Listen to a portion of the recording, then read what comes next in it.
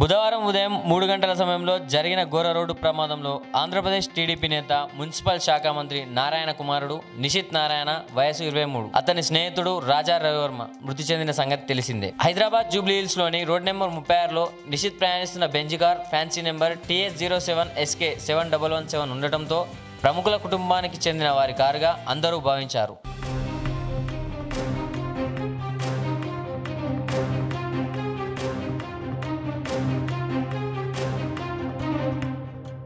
ఊహించినట్టుగానే ఆ కారులో ఉన్నది మున్సిపల్ శాఖ మంత్రి నారాయణ కుమారుడు నిషిత్ నారాయణ, అతని స్నేహితుడు రవివర్మలుగా తేలింది. అయితే ఈ ఘటనపై వారు ప్రయాణించిన కారుపై సోషల్ మీడియాలో విస్తృతంగా ప్రచారం జరిగింది. అయితే ప్రమాదానికి గురైన కారు జనసేన పార్టీ నాయకుడు అగ్ర కథానాయకుడు పవన్ కళ్యాణ్ది అని, మంత్రి నారాయణ కుమారుడు నిషిత్ నారాయణ పవన్ కళ్యాణ్ కు వీరాభిమానని, ఆ కారు వాయిదాలు కట్టలేక పవన్ కళ్యాణ్ దాన్ని అమ్మకానికి పెట్టాడని, దాన్ని నిషిత్ నారాయణ కొనుగోలు చేశాడని సోషల్ మీడియాలో చాలా రూమర్లు చెక్కలు కొట్టాయి.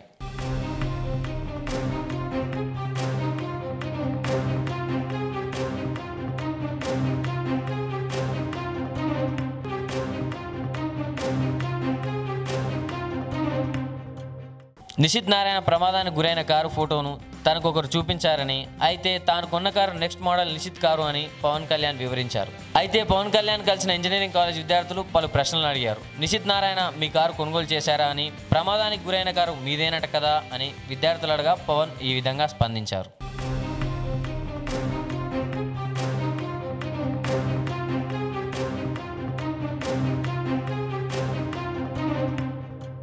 అయితే దీనిపైన స్పందించిన పవన్ కళ్యాణ్ ఈ దుర్ఘటన చాలా దురదృష్టకరమని చెప్పారు. అయితే పవన్ కళ్యాణ్ తన కారును అమ్మకానికి పెట్టిన మాట వాస్తవమేనని, కానీ దాన్ని నిషిత్ నారాయణకు అమ్మలేదని స్పష్టం చేశారు. ఆ కారుకు అనేక వాయిదాలు ఉండేవని, వాటిని కట్టలేక చివరికి దాన్ని అమ్మేశానని చెప్పారు.